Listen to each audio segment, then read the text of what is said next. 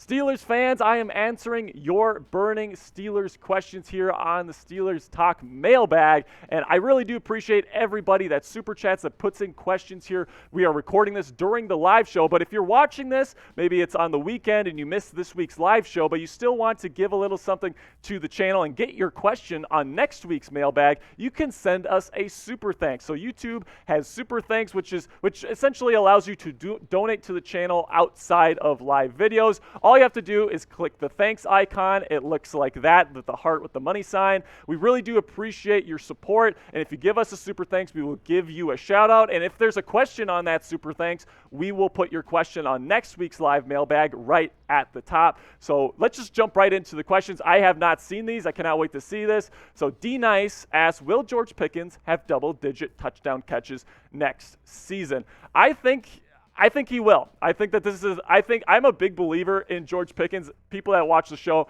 I think he's going to be a superstar wide receiver in the National Football League. I am a huge fan of George Pickens. I think that he's got the size. I think he's got the speed. I think he's one of the best 50-50 ball receivers in the National Football League. I am very, very excited to see what George Pickens is able to do from year one into year two. Like, he makes some of the most ridiculous catches you will ever see in your entire life. That catch against the Browns was maybe the best catch I've ever seen. It was right up there with the Odell catch. I think George Pickens is bloody fantastic. I think he's going to be a great player. I think he's going to ascend to that wide receiver one role for the Pittsburgh Steelers in 2023. I think of him that highly, and I do like Deontay Johnson. I just think George Pickens is a special kind of cat. So go ahead in the comment section right now and let me know. Will George Pickens have over or under 9.5 touchdown catches in 2023? So essentially, will he have double-digit touchdowns or not?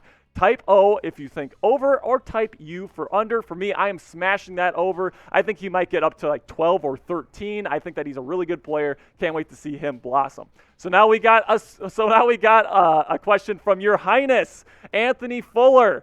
King Yenzer is in the chat here. He asks, if Kelee Ringo is there at 49, does it make sense for the Steelers to draft him? 100%, Anthony. 100%. If Kelee Ringo drops to 49, the Steelers should absolutely swoop him up. I think he's going to be an absolute beast at the Combine, and I think that's going to raise his draft stock a little bit. I think he'll probably be end of the first kind of guy, not a second-round guy after that. But, if he's there at 49, the Steelers haven't taken a cornerback yet. I think they need to run that card in. I think that he's a really good player. Look at the Steelers' cornerback depth chart right now. Cam Sutton is a free agent. Will he be coming back? James Pierre is a restricted free agent. William Jackson III likely getting cut. Ahkello Witherspoon coming off an injury in a bad year. Levi Wallace kind of hit or miss this past year. The Steelers absolutely need to address cornerback this offseason. I think they will draft a cornerback by the end of day 2. It's just going to be interesting to see where they kind of go there. Will they prioritize corner in round 1? Will it be on day 2? It'll be very interesting to see. But if the Steelers haven't taken a cornerback and Ringo is there at 49, they need to sprint that card up to the podium. Next question comes from Theodore Restucci, who asks, what part of the offense is most crucial to the success of the team overall? Play calling, line play, skill position play, quarterback play. Now, the correct answer is all of it matters, Theo, but if I have to pick one thing that is the most important, I will say probably line play. If you cannot control the line of scrimmage, if you cannot protect your passer, it almost doesn't matter what you do on a football field. Like, you can have like a Kyle Shanahan that can scheme things open, but it's like if you can't give your quarterback time, if you can't give your running back running lanes and dominate the line of scrimmage, you also can't convert on 3rd and 4th and shorts if you don't have a good offensive line, right? You need to have that bruising offensive line to really be able to do the things you want to do on a football field. That affects the play calling, it affects the quarterback play, it affects everything else on the football field. So if I have to pick one thing, Theo, where I have to say is the most important, I am going to say offensive line play, which is why it is so important for the Steelers to get it right this offseason. So now we got a question from Dominic Schrader, who says, if they lock down cornerback in free agency via Jamel Dean and Sutton, what's stopping them from drafting left tackle at 17 and Darnell Wright at 32? Nothing necessarily, Dominic. I think that I think what they would do in this situation, say the Steelers sign Jamel Dean and Cam Sutton back. You don't really need a high-end corner. I think what they'll do is probably get another piece on the defensive line, like a Brian Brzee or something like that, and then a tackle. I don't think they would double dip. I don't think it would necessarily be a bad idea to go get 2 different tackles there right at the top of the draft. I just think it's a little bit less likely. I think they might, if this situation happens, I think they'll probably go offensive line, defensive line instead of the double dip strategy. All right, guys, let's have a word from our sponsor real quick. From Fanatics, and they sell terrible towels at a great price. They got a bunch of great designs. They've got a Mother's Day one, a Father's Day one on there. They have one of Acrisure Stadium on there. They just got a regular one. They got quick delivery times. I got mine from Fanatics. It came super fast. I really do appreciate everything that Fanatics does. Like I said, guys, they got a bunch of different designs. So whatever your kind of flavor is of terrible towel that you want camo, you want a Mother's Day one to get for your mom, or a Father's Day one for your dad, whatever it may be. They have a terrible towel for you. And if you don't have one yet, can you really call yourselves a Pittsburgh Steelers fan? I personally don't think so. I think it's a required piece of memorabilia, of whatever you want to call it. If you're a Pittsburgh Steelers fan, you need a terrible towel. So get yours today at chatsports.com/terrible towel. So now moving on to the next question here. It comes from WIID45. I don't even know how to say that, but he asks, is Ahkello Witherspoon washed, or do you think he'll have a bounce-back season next year? Now, this is an interesting question because Ahkello Witherspoon, you can save $4 million by cutting him. He had a really bad season in 2022, but he's been a pretty darn good player in this league for a while now, and, he's going to be 100% healthy, and his cap hit isn't actually that much. So I think the Steelers are going to try to keep him in-house. I don't think they're going to cut him. I think they're going to hope that his hamstring is fully healthy, he can get back up to his normal speed, and he can be the player that he once was, because he was a pretty darn good player before this past year. You take a look at his PFF grades in San Francisco in 2020. One of the best corners in the National Football League with an 80.2 grade, 6th best corner in the league, and then in 2021, his first year with the Steelers, still pretty darn good, 75.8, which is good for 13th in the league. Then this past year, he gets hurt against the Cleveland Browns, and he never recovers, and you look at that terrible grade. He lost his speed. Hopefully he gets that back in 2023, and if you take a look at his cap hit for next year, it's actually not that much, $5.5 million for somebody that has played at that high level in the National Football League. Could be a potential value play for the Pittsburgh Steelers. So I think there's a pretty darn good chance that he sticks with the Steelers in 2023. I think that's a smart move for the Steelers. And, even if he's not back up to starter level play, he's going to be a backup. He's going to be someone that's been in the defense. He knows how to play. So I think that at the very least, they will keep him on as a backup. But I think they're going to keep him in the hopes of him starting because he has been a good player in this league before. But let me know in the comment section right now, what should the Steelers do with Ahkello Witherspoon? Type C if you think cut, or type K if you think keep. For me, I think they should keep him. I think that he's got some pretty nice value upside, and I think that he could be a pretty darn good player for the Steelers if it works out in 2023. Next question comes from Declan C, and he asks, do you think that the Steelers draft a left guard? He will make Dan Moore a sufficient left tackle. Now, I don't think so. I think that Kevin Dotson, I think that Mike Tomlin and the Steelers organization actually like Kevin Dotson. I know a lot of Steelers fans don't like him because there's been a couple clips on Twitter of him having some absolutely atrocious reps on film. But if you take a look at his overall grading last season, it was actually pretty darn good. It wasn't bad. It was about league average. He's not somebody that's like a really bad offensive guard. He's just not. He's actually a pretty darn good pass protector. So I think that Mike Tomlin and Omar Khan are going to keep him. Now, does that mean that the Steelers won't draft an interior offensive lineman?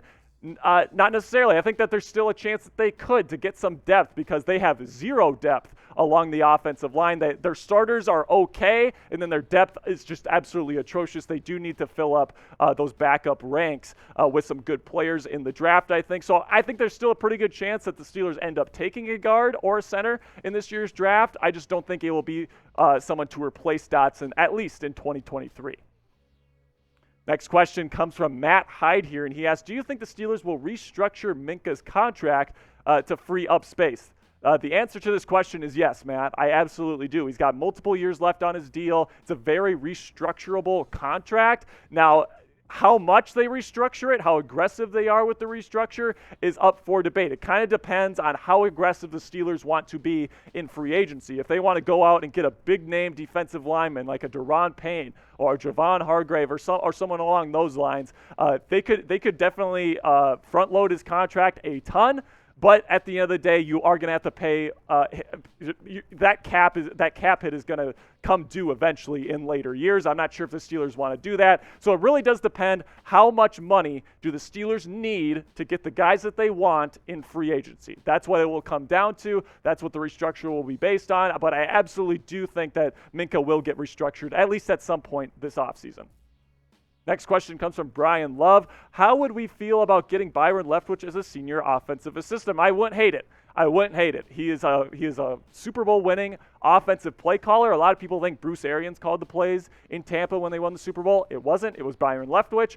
But at the end of the day, once Bruce Arians left and he wasn't there in the offensive meetings to kind of guide him, the offense was bad in 2022, even with Tom Brady, who, some people say Tom Brady was washed last season, and, they might be right, but in my personal opinion, based on what I saw on film from him this year, he was actually pretty good. It's just, the scheme wasn't all that great. Guys weren't getting open. The offensive line was banged up, and pressure was getting in his face all the time.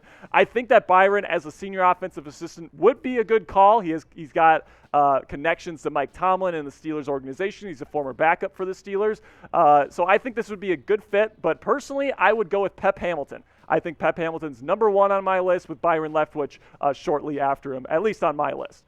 Next question comes from Harry99, who asks, what are the chances that Cam Sutton gets re-signed this offseason? So this one's tricky because I think the Steelers are going more into front office philosophy that goes less into paying cornerbacks big-time money.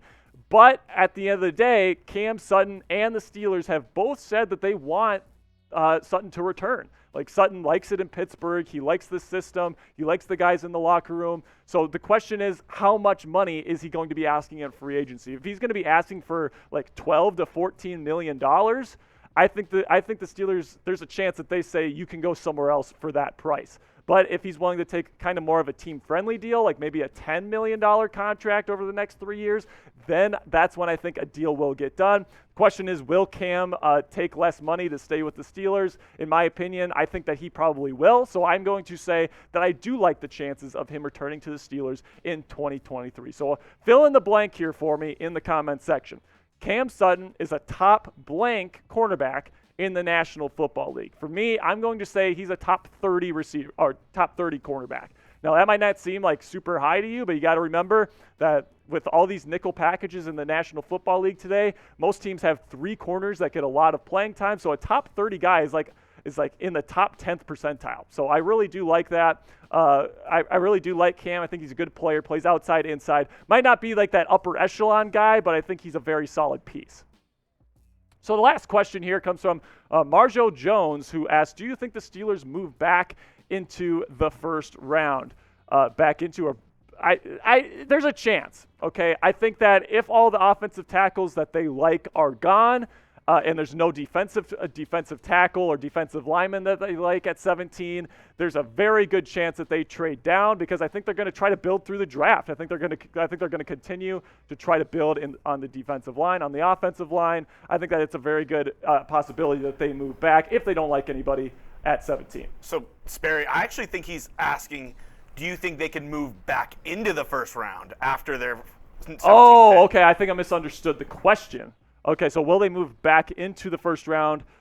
It's a possibility. Like, say they have 2 players, say they have a left tackle and a cornerback that they just feel like they need to get, right? And you take an offensive tackle there at 17 and say like Joey Porter Jr. falls to like say 23 or 24 and you have an opportunity to trade up. That's when I think a trade up is possible. But I'm not sure how likely a trade-up scenario is. It's possible that they trade up for a left tackle. Like, say they really love Peter Skoronski, and they need to get him, and he's available, say, at like 12, and someone's trying to look down.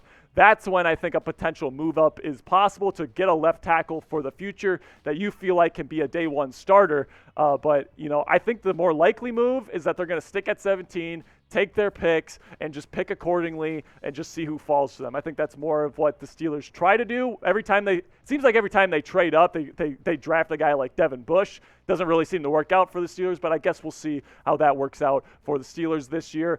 So go ahead and interact with me on social media. I'm at Jack_Sperry on Twitter. If you give me a follow on Twitter, I will give you a shout out on next week's Steelers live show. And then on Instagram, I'm at SpareDog.football. I put my mock drafts up there, a bunch of different other content for the NFL and the Steelers. I do Kenny Pickett film analysis, all that good stuff. So if you want some more content from me on social media, go to at Jack_Sperry on Twitter or at SpareDog.football on Instagram.